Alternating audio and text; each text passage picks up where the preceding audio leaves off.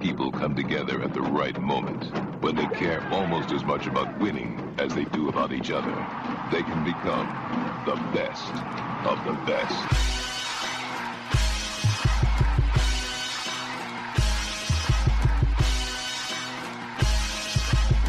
Welcome to the best soccer show. The best soccer show in the whole world. Here we go. It's the best soccer show, ready to go on a Thursday night, talking about the beautiful game in the United States of America. Your friend Jason Davis here as always. Got a very good episode of the best soccer show for you coming up this evening. Thomas Pinzone is waiting in the wings from the Blazing Musket from up there in New England. We're going to pick Thomas's brain about Major League Soccer Week 2. We will talk about Foxborough, Massachusetts as a host of the World Cup and whether that's actually going to happen, because there's a bill that's due and nobody seems to want to pay it. And Jonathan Tannenwald's also going to be on this program. He has just arrived as well, and he is waiting in the wings. So we'll talk to Jonathan about whatever comes up, but maybe focus in on the U.S. men's national team preparations for the World Cup. The March camp is coming up rapidly. People are putting out their guesses for rosters. So I don't know how this is going to look with three people on the stage via our video, but I know it's going to sound great on the podcast. So here we go. Thomas Pinzone, Blazing Musket, rocking a Portland Hearts of Pine shirt, and a friend of the program, Jonathan Tannenwald, wearing his local union newspaper guild hoodie. My newspaper union logo. Okay, look, it's a good day for to be talking about unions, because there's an American soccer reason to talk about unions. Thank you, gentlemen, for being here with me on a Thursday. I will give one before we move into the actual business of this particular show. If you are a Patreon supporter of the Best Soccer Show, if you are a bestie, as we call them, if you have access to the Slack and the Patreon page, stay tuned after this show, because I think we're going to do a special bonus only for the besties involving somebody you might know. That's all I'm going to say. I'm going to leave it there. If you want to hear previous voices from this show who might have stepped away for reasons that we can't get into on this show, that's the way you hear them. So become a Patreon and you can join us. All right, let's get into the business of this. We have two people here to talk about Major League Soccer Week 2, which gave us a couple storylines. Thomas, I don't want to talk about your team too much, because it's still not great. Actually, Jonathan, the team you cover, I won't say it's your team you cover hasn't started. But I'm 0 for 4. You guys are 4 losses on my board right now. What's going on? What's going on with that? Thomas, I'll start with you. What about the refs?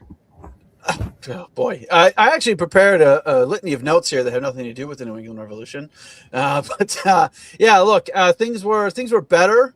They look defensively. They looked a lot more cohesive. They looked a lot more like how Marko Mitrovic's two U.S. men's national team underage teams look defensively. So they're in a medium block. They slowed Red Bulls down. Red Bulls had, I think it was they had 16 shots inside the penalty area in week 1. The Revs were able to hold them to 8, so cut that number in half. And really, look, they don't win down in New Jersey all that often. And the reality is if they had marked a little bit better on a corner, they might have got out of there with a 0-0 draw. If Malcolm Fry was a little bit better at placing the ball on the ground instead of kicking it out to touch, maybe they could have got themselves a goal. And again, if you come out of Red Bull Stadium, at least from a Revs perspective, with a draw, that would have been a pretty good bounce back. But unfortunately, it didn't come to pass. The attacking play is really nowhere. So we're really hoping that what Marko was able to do with the under-20s and the under-23s is going to show itself very quickly up here in New England. And they bought themselves a little bit of time. There is no grass on Gillette Stadium as we speak. Of course, we don't even know if there's going to be any World Cup games in Gillette at all. And all of the grass being put in will be all for naught. But, so they are taking a bye week that it certainly seems like they look like they could use.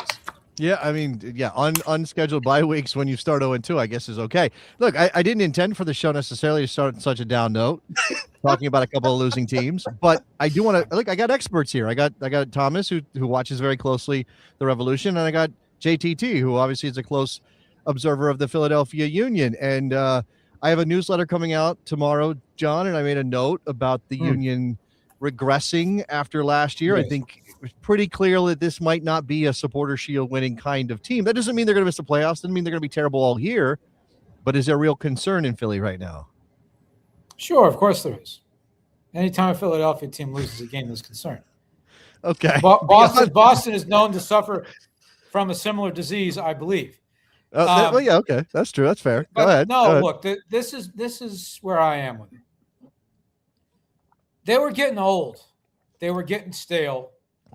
I said after 2023, they needed to start blowing the team up. I said after 2024, when they didn't make the playoffs, they needed to blow the team up. And I said that after 2025, they needed to blow the team up, and they finally did. And all along, I said, the longer they wait to do this, the more it's going to hurt. Yeah. And so it hurt.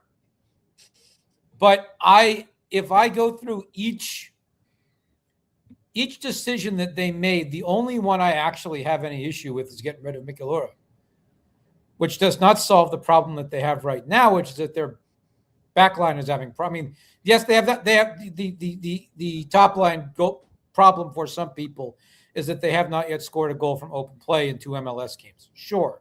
But when outside backs are such a big part of your system, and the starting left back that you haven't, you didn't sign until just now, and then you needed an extra 10 days to get him into the country because he is from Gabon and plays for the national team of the Congo and doesn't have his visa right away. And I wonder why that is, Jason. I've been trying to ask Union fans that question, and some of them haven't quite wanted to hear it in the way that I know you do. And in the way that, in fact, the reason why I did a double take while I was talking is because my mother just texted me to tell me that she's listening to the show. So there you go.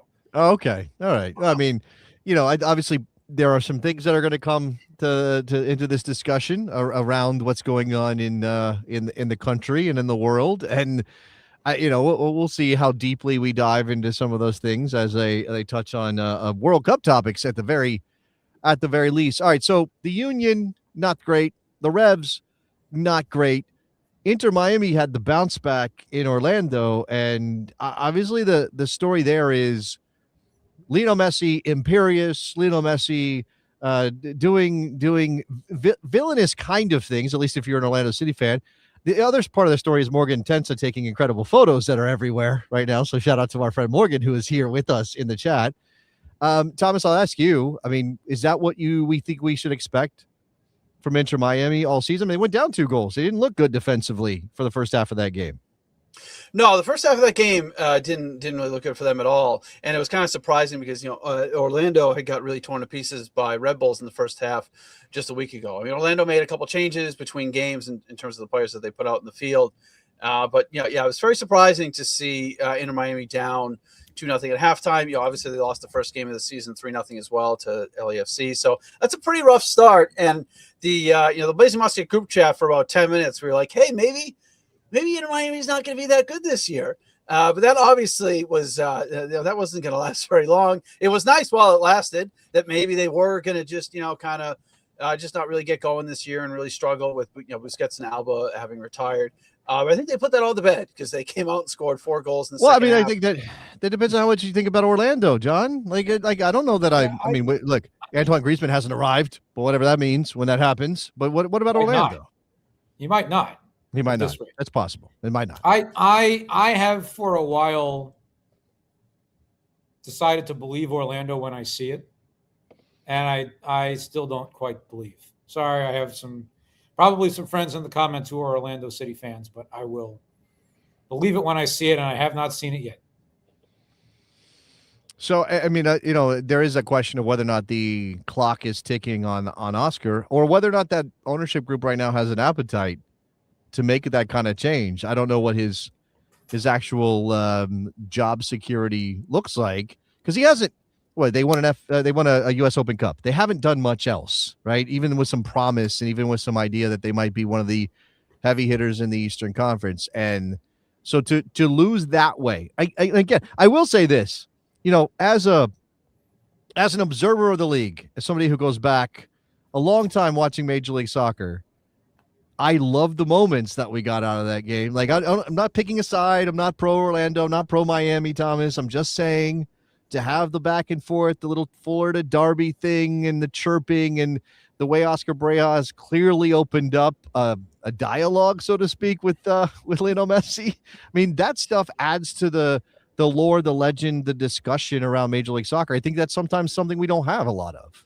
Yeah, I don't think anybody wants to see Inter Miami win, 28, 29 games in the season and blow everybody out, 3, 4, 5-0. Right? That's not really good for the league. There's a lot of people that are they're kind of getting like sick of the whole, getting sick of the whole Messi thing, which I somewhat understand, but at the same time, it's, look, it's still the greatest player of all time. He's here and doing what he does. Well, he has value as a villain. This is kind of what I'm talking about. Like, even if he's not, like, you don't have to love Lionel Messi to think he's good for MLS if he's playing that role, Jonathan Tannenwald. If he's playing that role is a key word. Well, because Jason, you and I in your neck of the woods, which for anybody listening, I assume everybody knows where you are at this point. Yeah, I'm Lionel Messi from the White House right now. I'm just outside the White House. And the reason why he was at the White House today is because Miami's going to be in Baltimore over the weekend, and there are a whole lot of people you and I know who assumed that Messi was just going to skip it after DC United had sold all 70,000 tickets. So, now look, I have no objection to villainy in sports. It happens, Again, this is a subject that Boston is very familiar with. I'm well aware. Sure. I don't have any objection to that. I really don't have much of an objection to how Miami has built its team, other than the fact that we'll find out someday when Paul Tenorio writes the second book whether they ever actually broke the rules. But they've done a lot of smart things signing-wise with the young guys they've got who I like. I can't object to that. Yeah. Well, I mean, again, like, there is sort of the on-the-field things and, like, the talent that they have and the way they've gone about it, which, again, for sort of a facile view feels like maybe it's cheating or maybe it's bending the rules or maybe it's doing end runs around limits because, well, I don't know, Messi and Miami give you an advantage, which I think that's a tough thing, right? Because that's sort of baked into to who they are. I will say, and look, I know that when I post this show and it goes up on Spotify and it goes up on YouTube and it goes up on the podcast platforms, that I will more than likely get at least one comment about how I have TDS and all the whatever is of the moment. Yeah, particularly me, of the moment.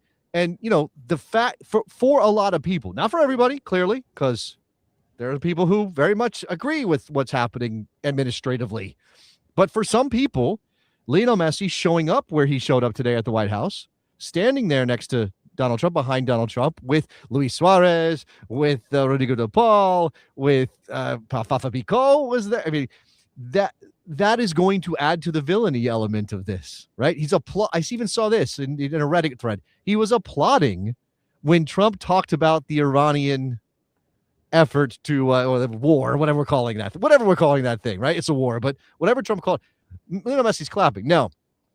Was Lionel Messi clapping because he completely agreed with everything that being said? Did he clap because everybody else was clapping? Did he clap because he picked up on a vibe? Like, we don't know, but it's going to add, for some people, Thomas, either side of the coin, it's going to add a little bit of that extra spice to this, to who he is. No, come on. Look, the thing with Messi is I don't think he's really too concerned about who he associates himself with. He's an ambassador for Michelob Ultra. How much Michelob Ultra do you think Lionel Messi drinks? I don't know, man. It's super popular in Puerto Rico. I'm just saying. When I go to Puerto Rico, there's more Michelob Ultra everywhere. I don't think that's Messi's effect, but no, I don't know. I don't know. I don't think there's many professional soccer players down in Mich Ultras on the beach. And then I went to the Hard Rock. It's low calorie. That's the. If you're gonna drink it's a lower bar than you might think, Tom. It's not bad. Actually, I'm not doing commercials, but it's not bad. It's really cold. It's good. He has a burger at the Hard Rock Cafe as well. I don't know how many Now, you want to talk about low calorie? Equal opportunity. This is high calorie. He's equal opportunity. So, I agree with you on that. How many hamburgers has Lionel Messi had at the Hard Rock Cafe? I'm going to guess none.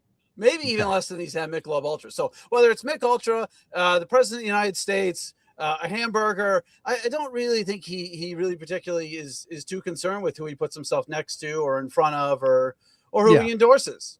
There's a little bit of that citizen of the world, connected to nobody, David Beckham kind of thing, right? Like, I don't think David Beckham gives a shit about politics, but No, yeah, it's really he'll pop hard up to next to care about- anybody. he'll do it. He of all people does not. I think that's accurate. Given Yeah. what we now know about his family, I think that's Well, probably. I mean, well, yeah, I don't want to get into I, that. look, I think that if any of Messi's commercial sponsors have the courage to say to him, "Hey, you shouldn't have done that," No. we might find out. But I'm not sure they have the courage to do it. No. Okay, let's move on from Inter Miami beating Orlando again. Inter Miami expected to do big things this year. Are they the kind of team that can win the points title, which they didn't do last year, and win MLS Cup?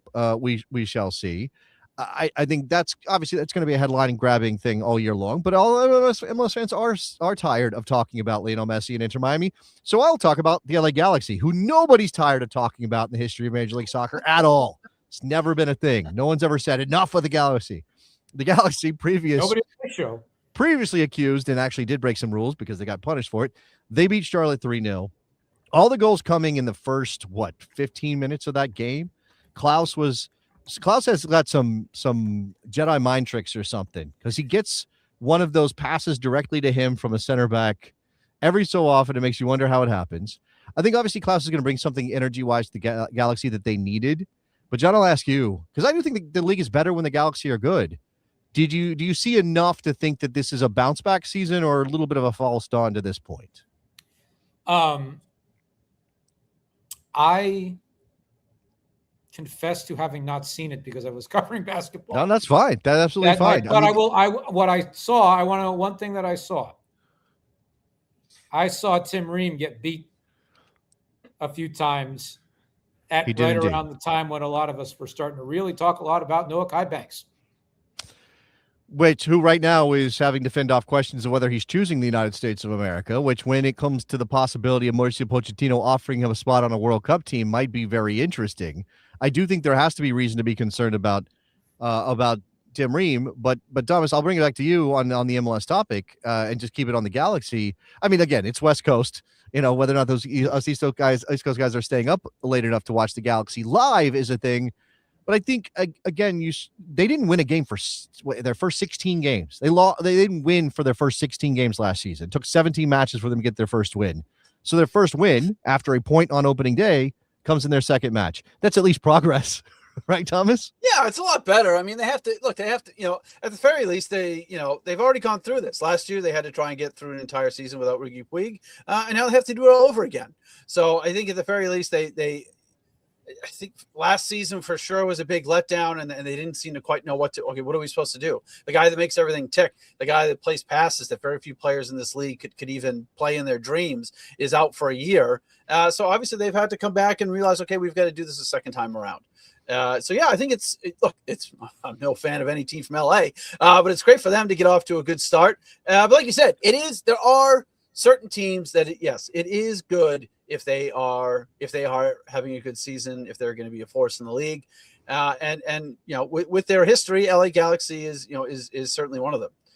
So yeah, and there's other teams. It's funny, it's interesting. There's a lot of teams that have gotten off to a pretty good start in the West, right? San Diego won their first two games. LAFC, Vancouver, they all seem to be picking up right where they left off. And then over in the Eastern Conference, you have 6 teams that have started off 0-2. Now, not too surprising among all of them, but still, it does seem like a bit of a contrast, right? There's 6 teams in the Eastern Conference that they look pretty desperate to get some points this weekend. You mentioned teams that it's good for the league when they're good. Yeah. I think the Red Bulls are on that list, and a whole lot of people are talking about them. Yeah, okay, so let's come to the Red Bulls, who obviously we did start off talking about the Revs, and the Red Bulls beat the Revs there in New Jersey. Look, they don't have, the thing about the way the Red Bulls are doing this is that they don't really have to blow the doors off or over, they don't have to be like winning every week. They have so far 2-2 in order for this to kind of be a success. And I guess what's fascinating to me as we all get very excited about Mehmeti, about Hall, is what happens when the breaks come into play, when they slow down, when these players who are teenagers start to hit a bit of a physical wall. And obviously, like, you got a World Cup break in there, or you can talk about, whether or not they can navigate this in a way that maybe previous seasons it would be more difficult. But Michael Bradley, this is also his first rodeo. I think he's incredibly capable, John, but he's also going to have to learn how to handle these guys over the course of an MLS season. I think that's all correct. I have no idea what's going to happen in the long term when they start to play against some of the really good teams. But until then,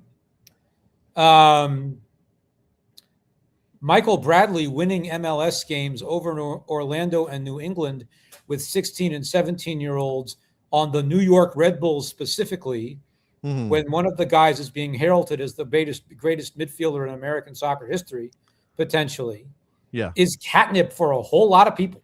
Yeah. Like I think there's a fascination, and Thomas, obviously want to get your thoughts on this as well, having been in the Eastern Conference of the Red Bulls for a long time. There is MLS teams are able, I think, because of the playoff structure, because of the way the league operates, some of them are able to pick a lane that limits expectation, right? Not necessarily always in a bad way, but it absolutely limits expectation. This is a team. I mean, if you were looking from the outside, if you were an impartial observer who knew nothing about Major League Soccer but had a sense of how sports work in America, and you said, "Hey, there's a team in the New York metropolitan area. You know what the way that they go about their business is? They bring through academy players, young players, 16 to 17-year-old players, and they put them on the field, and everybody gets excited about it. They have a beautiful 25,000 seat stadium that they can't fill up. People go, "Oh, that's what? A New York team is doing that? That's a waste, or that's the wrong. They're supposed to be different." And I guess they've been doing this long enough. Obviously, with the end of the playoff run, it certainly comes into focus that maybe there's a reset. But they've been doing this long enough, Thomas, that you kind of just let them get away with it is a way that I sometimes think about. Yeah, I mean, look, the three kids that they had out there playing, I mean, they didn't look like they were 16 and 17 years old. And that's a credit to the academy, right? But again, right. Like, is that the way? Like, I even thought about you think about this in the Union's context as well, John. Sorry to interrupt you, Thomas. I'll come back to you, but sometimes you think about this in the Union. Like, yes, the Union, they are very successful for the way they go about their business, especially. And if you put trophies in your trophy case, even in the supporter shield, it's really hard to be overly critical of that. I am curious of how this season in particular is going to play out in Philly with some of the things hanging over the Union that John and I have touched on in previous shows. But coming back to you, Thomas, like, yeah, those kids looked ready, and that's a credit to their academy, but it's still a New York team, and for this league in its still growth phase, it's kind of like, well, yeah, but is that really the way we want a New York team to go about this? I don't know. There's enough teams in New York that they can all do things slightly differently, right? New York City FC, okay, they play in the outfield of the Yankee Stadium, so maybe they can play in a field that isn't legal size, and they can go after the star players because they're more in the city. But the reality is that where I'm going. They're in New York, right? Yeah. They're in New York City, but technically Red Bulls are in New York City, but that's not really their base. They're tied to two other organizations that have I'm saying other teams, I'm saying that New York fans, all right, I'm talking about New York sports fans. Now, obviously, the Jets have been atrocious. The Giants are not in a good place right now. You look at baseball, Yankee fans will not abide by a bad season. It's just not something they will accept. Mets fans are different. Well, don't we leave them out of this conversation? Knicks, we're talking about the range. Like, there is something about being in New York that brings a folk, and it's not even that like, oh, they're not ambitious in the way that the Yankees are ambitious, even though that's certainly a thing we could talk about. And I know they play in Jersey, they don't play in New York. It's that everybody, it's like the only reason we're focusing on them is because of the youth, instead of like, oh, that's a New York team. They should always be a focal point for this league, John. You said it. They play in New Jersey. They play in New Jersey. New York. And I refer you, as I'm sure has been referred to many times on the show over its illustrious history, Mark Fishkin's annual and sometimes monthly list of why people don't go to Red Bulls games. I saw it today. It came back. He brought it back right on cue. Yeah. Because he's right. And it's what there is that on one of my hands. And on the other of my hands, which I can't show because there's three of us on the screen, is the number of old heads around this league who've been watching that team since the Metro Stars days and really want them to succeed. Mm-hmm. Just as there have been a lot of old heads watching the Revolution since their early days and want them to succeed, Mm-hmm. and are probably still salty that DC United got all the success in the early years, even though they're now in the trash can. So for those of us who are old heads, and I am an old head in this regard, I hear stirrings of things I haven't heard in a while with this Red Bulls team doing things this way. Okay. No. And again, far be it for me to say this is bad or something. Clearly it's not. And I am excited for the Bradley growth, and I am excited to see these kids, and not just them, but again, this team as a unit start to grow into this. Yeah, John. And I want just one other thing. If they were doing it under another coach, it would be all well and good, and it would be getting praise from people. But the fact that it's Michael Bradley, adds another layer for a generation of people who lived through the Bradley as a player era. Sure. Yeah. Okay. That's all good. Yeah. And again, like I this is definitely glass half empty to say, oh, but they're not doing X or they're not doing Y, or they don't have the Henrys anymore, or they're not filling up the building every single time they play, as if, again, sort of where's the line between that's in their control versus it's kind of not. And how much of it's tied to the general popularity of Major League Soccer and all those things. And I guess that's, that's all kind of in the air every single season. We never get away from it, at least not yet when it comes to Major League Soccer, which is why it keeps coming up in my newsletter, which, maybe people are going to get tired of me talking about that. I mean, I'm dropping the new one tomorrow. And since it happened yesterday, and we can certainly talk about their start too, the Red Bulls put shovels in the ground. Now, they were ceremonial shovel, or the Red Bulls, excuse me, the Fire. The Fire put shovels in the ground in Chicago. They were ceremonial shovels, but they were shovels nonetheless. There's a long way to go before they open up that stadium that they're building. But that feels massive to me. Now, it'll feel just as big and maybe bigger when the Revolution built a stadium, Thomas. Yeah, but, Chicago is one of those places. Like, it feels like MLS dropped a team into New York City because they looked across the river and said, the Red Bulls are never going to do it here. We need a team in the city. We'll even stomach baseball soccer for a long time because we need a team in New York City because that's the epicenter. I feel like Chicago and LAFC and, the Galaxy, when they're good in a different kind of context, they capture LA. We haven't seen it in Chicago. We just haven't seen it happen. Blanco's period in Chicago was maybe the closest we ever got. They get out of Bridgeview because it keeps them out of the center. I know they won a championship, John. I'm not going back that far, but I think this stadium could completely change the complexion of MLS in Chicago. Am I wrong? No, I think you're absolutely right, especially with where the stadium is. It's really not that far from Soldier Field. It's in a very accessible location, and the only caveat I'd say is if it will boost things for sure. But a fancy stadium with a team that doesn't win is still a fancy stadium with a team that doesn't win. Right, which is why maybe, Thomas, we talk about the Fire a little bit and their start to the season, because this is year 2 of the Berhalter project. Montreal is going to be wooden spoon fodder this season. That just look that bad. I mean, the Fire end up winning 3-0, 2 of those goals coming in added time, and they were down a man at that point. So I don't know how we judge the Fire yet, Thomas. You can't take too much away from playing Montreal. I mean, Montreal's 2 games in, they've given up 8 goals. They haven't scored any of their own, and they've been kind of a doormat and nice little confidence boost for most of the teams that have played them, this year and last year. They've been very very kind to the Revs. They probably saved Caleb Porter's job on 1 or 2 occasions. So no, you can't really draw any conclusions from that. But like Jonathan said, look. A lot of people think the same thing about the Revs. They think, hey, if they get this stadium, all of a sudden this is going to happen, and this is going to happen, and we're going to get these big international stars, and we're going to win, and this it's just going to be the most incredible thing that's ever happened if we could just get this nice stadium, closer to Boston. And maybe that's true, but again, you have to also put something on the field that people want to come and watch. Right? They might enjoy the stadium. They might go a couple times. They might really like it. It might be convenient. Might be in a good location. But you have to put a winning team on the field, especially in these bigger cities like Chicago, like Boston. They have other options. So yeah, okay, the stadium's nice, but you know what? The team doesn't win very much. So you know what? There's other things I can go and do. We've got 2 baseball teams that we can go and watch as well. So I don't think it's this automatic. Everything's gonna be great now because we built the stadium. The Revs had a decent atmosphere in 2021 because they were the best team in the league. All right, they're playing in a 70,000 seat stadium. They're 40 miles outside of Boston.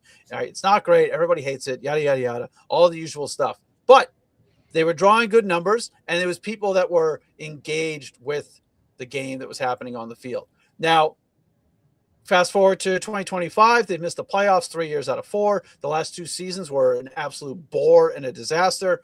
And then you have less people that are coming out, and the engagement level of the people that are there is to be perfectly honest. I mean, I sit in just regular seats. I don't have press credentials. The level of engagement with people that are even at the game is pretty low because what is happening on the field is not entertaining and nobody wants to watch it. Yeah. All right. Let's talk about something else potentially important in the Eastern Conference, although I think obviously the jury is still out on whether Robin Fraser's got a decent team in Toronto, but Josh Sargent is official. He's arrived at $22 million with potential to get it up to 27. They're making a big deal out of it. I've read various people writing about what Sargent might be able to accomplish in Major League Soccer. I think he's a very good player. I like Georgi Mihalovic. I think there's a potential there for some connection, but I don't know about the rest of the structure, John. And I wonder what you think of the move, because people are going to view this through the money that they spent rather than just sort of the splashy nature of it. Because if you can get 10, 12 goals out of somebody who cost a third of that, why are you spending 22 on Josh Sargent? Because it's Toronto FC and you want to act like a big city team, which I give them credit for. Look, they've got plenty of history of saying we're going to go big on things because we want to be seen as a big team, and they are. I'll give them a lot of credit for that. You've got 2 sides to this one. One is Sargent going to score goals? And I guess 1B of that is, does he score enough goals to get Pochettino's attention? I don't think he has time to. But the other is why Sargent did it. He was very open about wanting to do it for his family. And, what does a happy Josh Sargent do on the field with this team? I don't know. I think it's a blank. I'm staring out forward at something blank. I don't know. Yeah. But, excuse me, there's a lot of room for him. And if it works, it works. I think he might be hoping that it works in 2 months, and I'm not sure that that's going to happen. Right. But if it works over the long term, good for him. I don't think he should be counting on that. I don't think he made the decision just based on that. I think you're right. I think as he said, this is about his family. Obviously, it's a significant payday for him, both because of the transfer and because of the salary that he will collect from Toronto. It seems as though he might have mishandled things leaving Norwich. I'm saying that kind of facetiously, but he also it seems as though maybe the groundwork for that exit had been laid before the whole "I texted my coach that I didn't want to play" debacle exploded around him. Meanwhile, again, Toronto has started out as one of those winless teams that you mentioned, Thomas. They're one of the teams that's kind of desperate now. They didn't recapture the glory with the Italians. They have moved slightly into a different era, again, bringing Georgi Mihalovic in as part of that. They seem to be wanting to kind of thread the needle on, we're going to go spend big money on talent from abroad, and we're also going to focus on guys that are sort of already here or part of our culture. Yeah, I mean, that's kind of what Toronto does, right? I mean, they go and spend money big, and clearly last time around when they invested in a couple of Italians, it didn't work out well at all. So this time they've come back and decided to put out a huge outlay of money for Sargent. And look, ultimately, if this is what he thinks is the right thing for him to do, and the money's there, he's 26 years old, so he's coming back in his prime. So he has a really good opportunity here to establish himself in Toronto, establish himself in MLS. And, MLS is some people would say is a comparable league to the championship. Obviously, anyone with a British accent would strongly disagree, which is fine. But it's a comparable level, and he's been good for about 15 goals a year for the last 3.5 years. So that almost certainly is going to help Toronto. But at the same time, last year they were pretty. For long stretches, they were a solid team defensively. But they look like they have many games where they look like they're never going to score. Like they could play for 3 hours and they weren't going to score. So you bring in Josh Sargent to try and help you get things going in terms of creating chances and scoring goals. But then now they've given up 6 goals in their first 2 games. So that it seems like they've got an awful lot to figure out. I don't think Josh Sargent's going to hurt anything, but he's also not going to show up and these guys aren't going to start turning out clean sheets because they brought Sargent in. Yeah, they're obviously it's not just a one player fixes all the problems situation in Toronto. And again, it's a little bit different, but I do think that again, Toronto's one of those teams, and maybe it's just because I was sort of imprinted that they were so bad when they started and they eventually became one of the best teams we had ever seen in 2017 that I'm now thinking the league is better when Toronto is good. Like I don't think that makes the Eastern Conference more interesting. Now, a trip to Dallas is never easy. And I think there's something there for Dallas this season. I think they're building something. They played a goalless draw with Nashville this past weekend. And then they played Vancouver, who everybody expects to be very good. That's the defending Western Conference champion. So to play those 2 teams first, maybe again, sort of in reverse of what we've seen with, you beat up on some bad teams, that doesn't really tell us a lot. They've faced some pretty decent competition. We don't quite know, especially because it is a rebuild. It is a step. They're trying to take a step forward from being an also-ran to being somebody who can make the playoffs and at least make some noise in the Eastern Conference. All right. I do want to spend some time in the U.S. men's national team, but before we do that, one of the big stories over the last couple of weeks in American soccer has come out of Foxborough, Massachusetts, which I don't know if you know this. They got a stadium there. That's where some football games and some soccer games are supposed to happen this summer. Obviously, the Revs, home to them, but it's about the World Cup and the town of Foxborough. And probably most people know what's going on here, Thomas, but since you're a lot closer to the action, why don't you tell us what you know about what's going on with Foxborough and the World Cup games?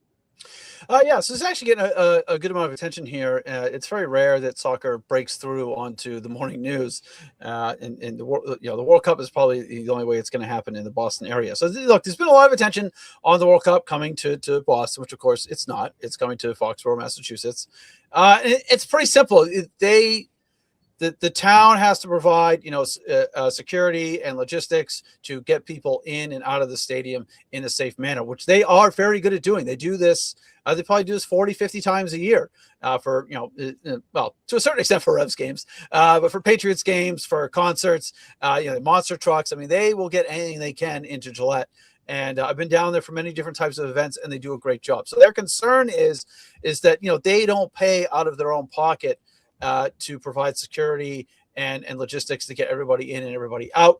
They are estimating that providing 39 consecutive days of security is going to cost them $7.8 million. That is 10% of the town's annual budget. It's only a town of 18,000 people. And obviously the stadium holds, about 3 times that many. So their concern is, look, that, we've been told that we're going to get this money, but we need to have this money before we spend it. We can't go and spend this money and then cross our fingers that the federal government is going to come through, or that FIFA is going to come through, or that the Boston Organizing Committee is going to come through, because they don't interact with these people. They're very well taken care of and looked after by the Kraft Group. They obviously have a very, very long-standing relationship with them. So they work very well hand in hand, making sure you provide security, whether it's Foxborough Police, the Massachusetts State Police has a depot just down the road. And these operations all go very smoothly. So they know what they're doing, but they're not really responsible to pay for it. And in this particular situation, the Crafts aren't really responsible to pay for it either. Some people say, well, the Crafts should just pay for it. It's like, well, you don't get to be in the position of the Crafts by just throwing out $8 million to anyone that might need it. I could use $8 million, but it doesn't really work that way. You don't get rich and successful by just throwing money around to anybody that asks for it. But they have now stepped in as of last night, reportedly, and they have said if there is a shortfall from FIFA, from FEMA, or for the Boston, whoever it is, the Kraft Group has said that they are going to provide a letter saying we will step in and we'll fund the gap. My understanding, having read Paulo Maurer, and I think there's some other pieces out there. I think The Athletic had one as well. But Paulo and The Guardian, that promise isn't good enough for the town of Foxborough. They're saying, like, okay, great that you say the Crafts will pay us, but we don't see the Crafts. You're sending lawyers from the Boston Organizing Committee who are saying, yeah, we'll take care of this, as if they're supposed to trust them. And I guess, John, as a writer, as a reporter covering the tournament, right, that's coming and supposed to be this massive thing, I guess it's kind of worth asking, even though I don't think it'll get there. What happens if the town of Foxborough says, no, we're not issuing these licenses? You can't play here.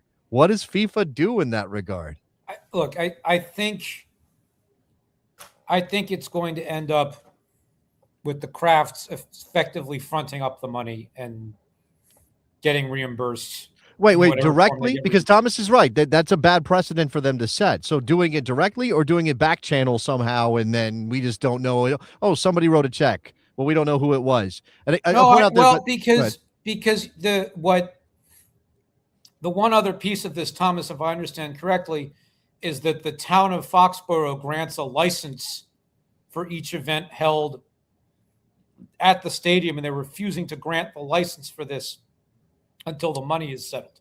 Right? Yes, they have said very emphatically that if we do not feel as if we're going to get this money by March 17th, they've been very defiant, saying we will not grant the license. They're not backing down. They're not being pushed around, which I give them a lot of credit for.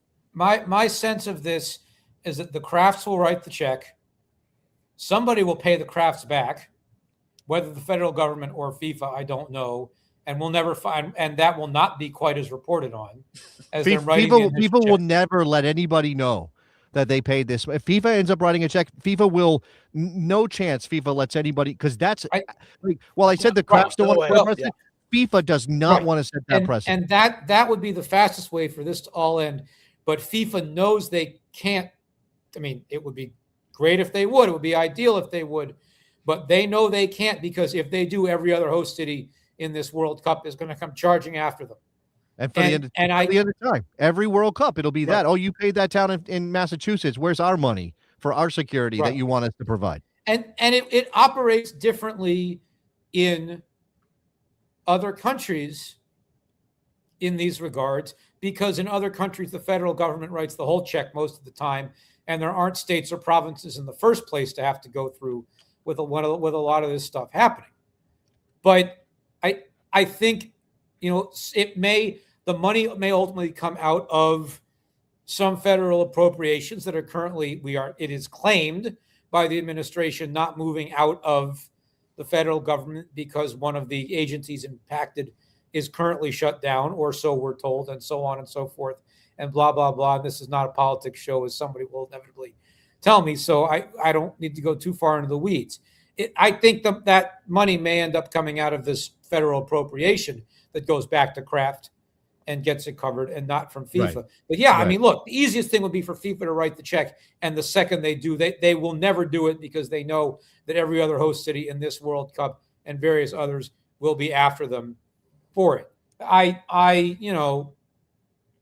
it is they an should impressive, do. It is an impressive bit of justification. They should all ask. They should all ask. Like, wait, hold on a second. Why do we have to pay for this? What all this economic benefits, it's all total made up nonsense. You can ask any economist, do these types of things really benefit the municipalities that take place on? You can ask 100 economists. You'll never get the same answer from 100 economists on anything except this one topic. They will all definitively say, no, this is not the numbers that they claim. Foxborough doesn't care if it's the World Cup, Taylor Swift, some country music person that I've never, they don't care. 70,000 people show up here. It doesn't matter where they come from. But Kraft has so much personally invested in making this World Cup a success in Foxborough, because he's the only reason why it's coming there. Yeah. For probably a year or two before the host cities were chosen, I was told point blank by a lot of people, it's not going to Boston. It's not going to Foxborough. They're out. And then 3 days before, I heard they were back in. And the well, reason why they were Kraft's back got a lot in, of friends down in Washington, so it's not. It can't be. it didn't matter about friends in Washington. Remember when Kraft had Infantino in his box at the Patriots-Jets game at the Meadowlands? Yeah. That's when it started. It's his personal reputation is at stake here if this goes badly. And I think that might be part of why he's saying he'll front the money to get it over with. Sure. I mean, the bottom line is the Crafts have plenty of money. FIFA has plenty of money. The federal government can create as much money as it wants and give it to anybody that they want to. I'm not sure that's the best idea specifically. The one entity that doesn't is the town of Foxborough. Yes. Right. And they said as well, you know what? We've been planning what we need to do for a year and a half, and nobody can conclusively tell us this is where the money's going to come from. And we are because the last two or at least two men's World Cups that FIFA has done, that FIFA has had, it's had completely free reign over every ounce of spending by the Qataris and the Russians. Yeah. And now it's coming to the United States where not everybody bows at their knees all the time. And this is the one host city that's been willing to stand up. But this is not happening in Philadelphia because most of what's going on here is privately financed. Okay. And there's not the specific sort of hurdle to clear of the license situation with the stadium in Foxborough. But,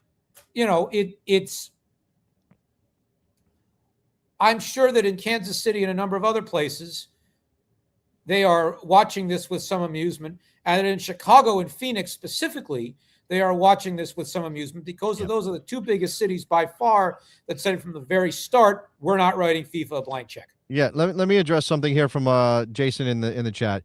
Biggest issue I have is the money was allocated by Congress last year. Why wasn't this money given to these localities? Ask the Congress.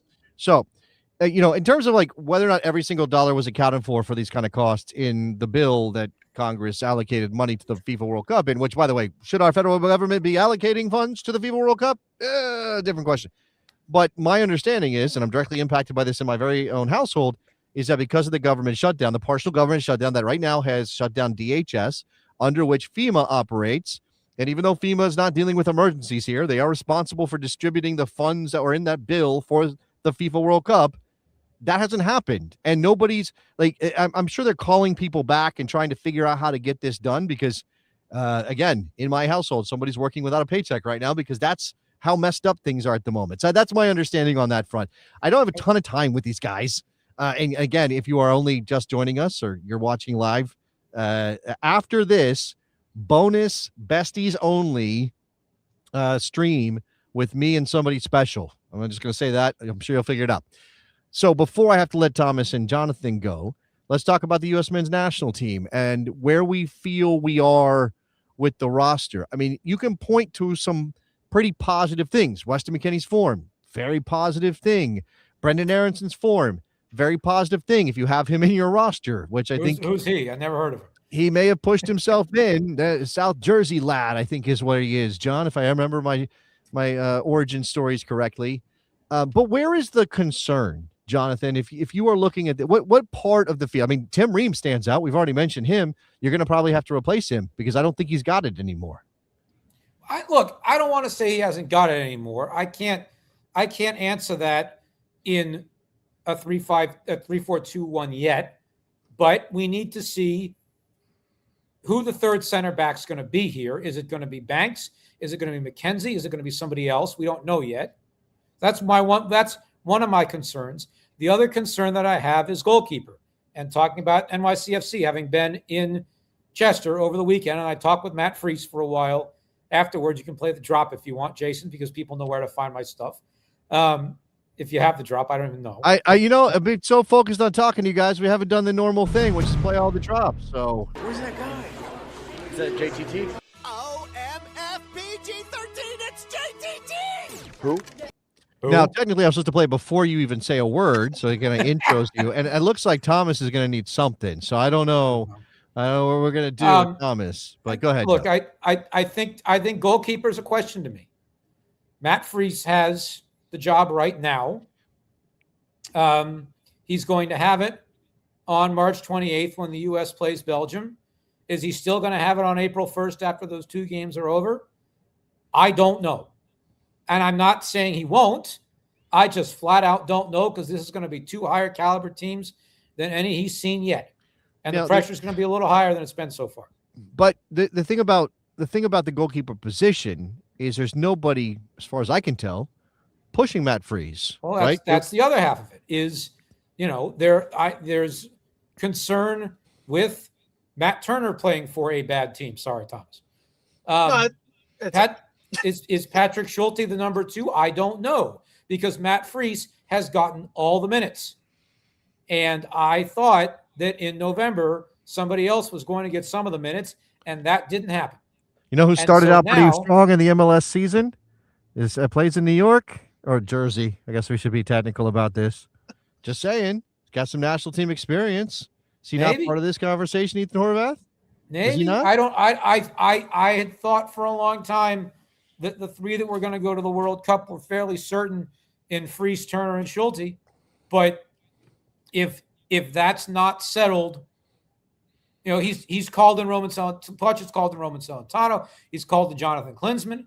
If that's not settled by, the end of March, it's one thing if a guy goes on a hot streak, but still, that might be the position that I'm most worried about. Okay. Which is a compliment to the other positions that I'm not so worried about them, but that might be the position I'm most worried about. I do think there's some. Sorry, Thomas, you want to chime in on goalkeeper real quick? No, I was just saying. More for the 2 of you guys. I think Turner he's a good guy to bring along, but I don't think he's a guy that you should really rely on. He's a good shot stopper. We all know his limitations with his distribution. He's looked fine for the Revs. He's had a couple of miscues when he's asked to do something with the ball besides keep it out of the net. But I think he's a good guy to bring along. Good locker room guy, good strong leader. But my question to you guys is should this really – does it not bode well for the U.S. to be at this point where it's now March and you don't know who the number 1 is? I mean, I think I know who the number 1 is. Yeah, I'm just saying what happens if he are you doesn't play well. confident? Are you confident about the number? Do you have trust in your number 1, right? And going into a World Cup, that is not a great place to be. And it's a little distressing the way that Matt Turner's career has turned out. I don't know that he was ever, he certainly was never at the level of the previous generations of American goalkeepers when we were spoiled, right? I mean, obviously 2022, we didn't, that was kind of getting back into the mix. What were the expectations? 2018, we didn't go to a World Cup, so we missed that whole opportunity to maybe blood somebody in a tournament.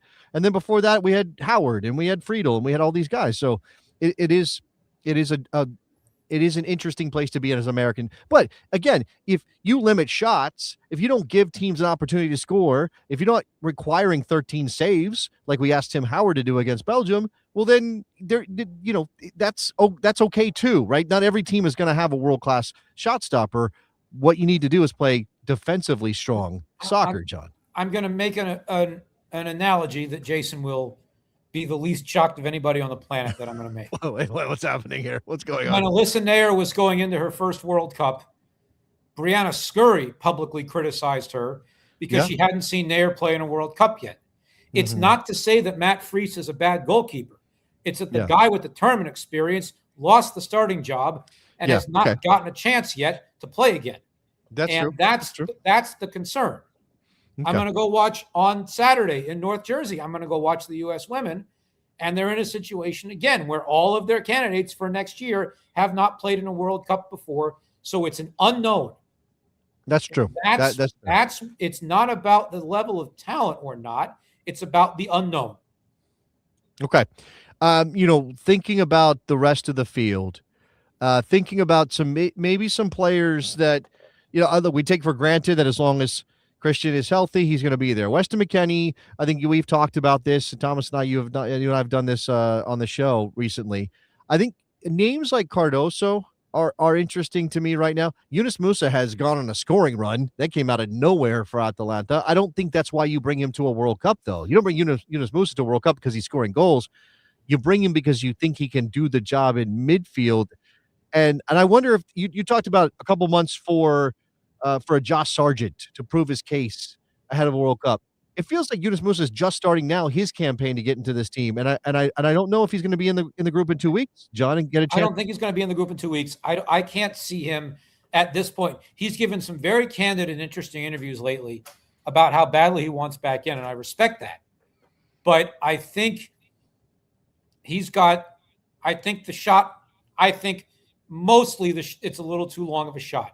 Cardoso's a different story because he was injured for so long specifically. And now he's playing. He's on a run of form at Atletico Madrid. I might call him in March and say, kid, you got one shot. Take it or not. We'll see what happens. Well, I think the thing about Johnny is he is the best. He is at least profile wise, he fills the Tyler role best, at least in the pool that we have right now, I think. Now, you have a comment from Eric Wilk, and put it up because that makes the point. Okay. USA shirt is a kryptonite for Cardoso. That does seem to be a problem, right? That's something that's really hard to kind of include in your analysis, because you keep wanting to give a player who plays well, especially at a level like Atletico Madrid, the benefit of the doubt. Now, at the same time, and I wonder if we're going to go to look at him, Aiden Morris at a different level is a player I like a lot. I think his passing game is a little bit elevated from even Tyler. I don't think Tyler's a very good passer at all, but he's so otherworldly in the defensive elements that you allow for that. You have players who are kind of around the edges and do a couple things well, but maybe aren't players you trust against the biggest teams in the tournament, say Christian Roldan, who I definitely think you should bring. He's got usefulness. Tanner Tessman, who is like a 6.5 at a couple different things, John, but doesn't ever really excite me in a way that's like, I got to get him on my team. He doesn't have to, because what they're all competing for is the spot next to Tyler Adams and the two central midfield spots. That player doesn't have to excite you. He has to do the job.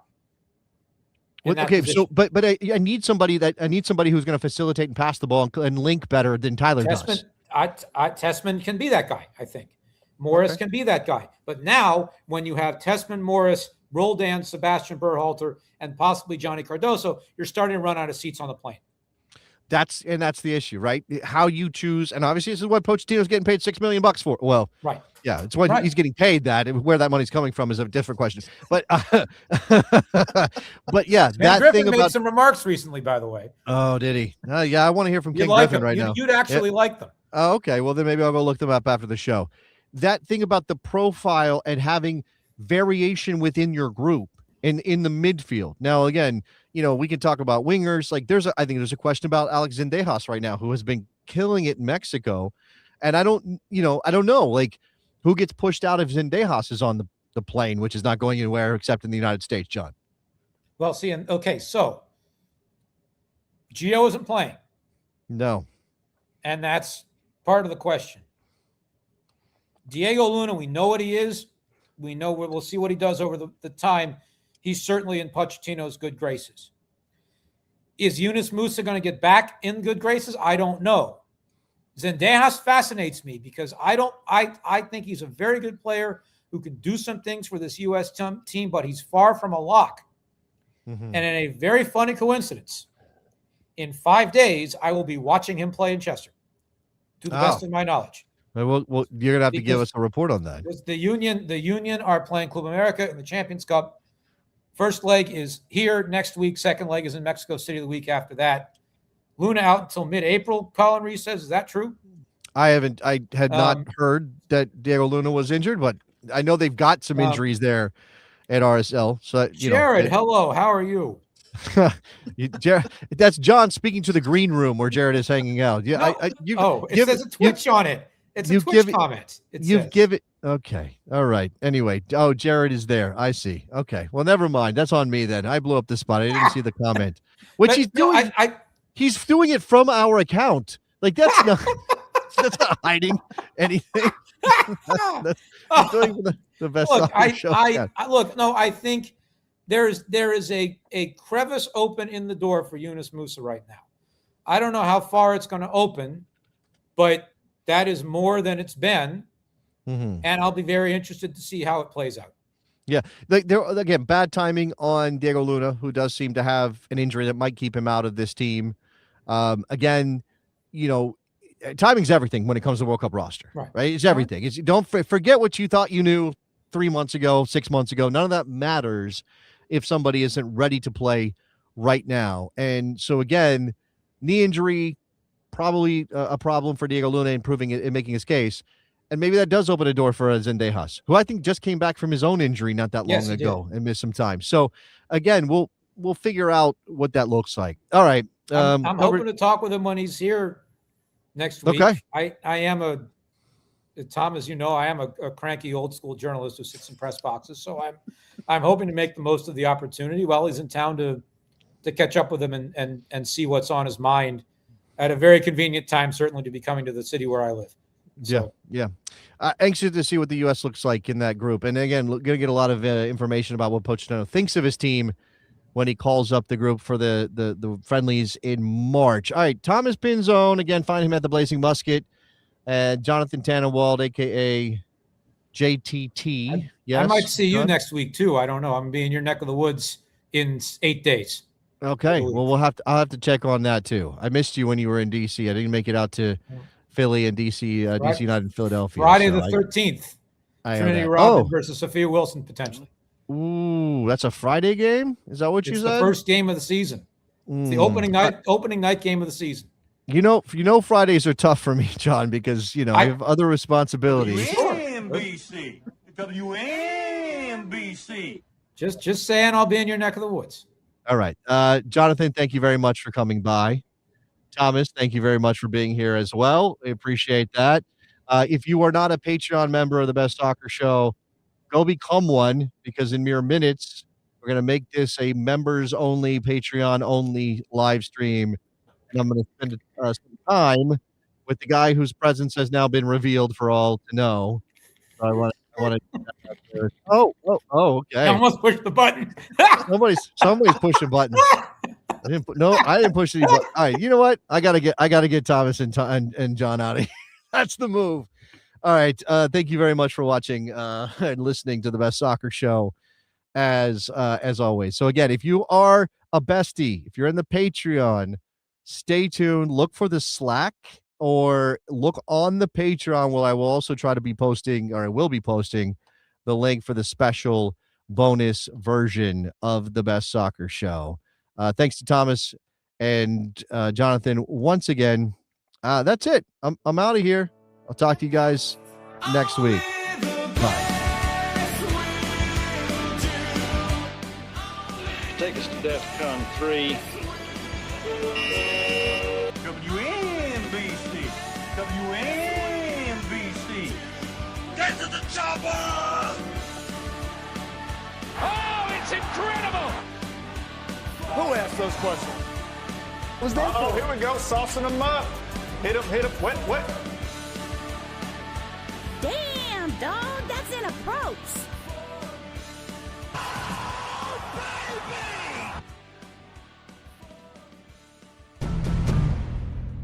Where's that guy? Is that JTT?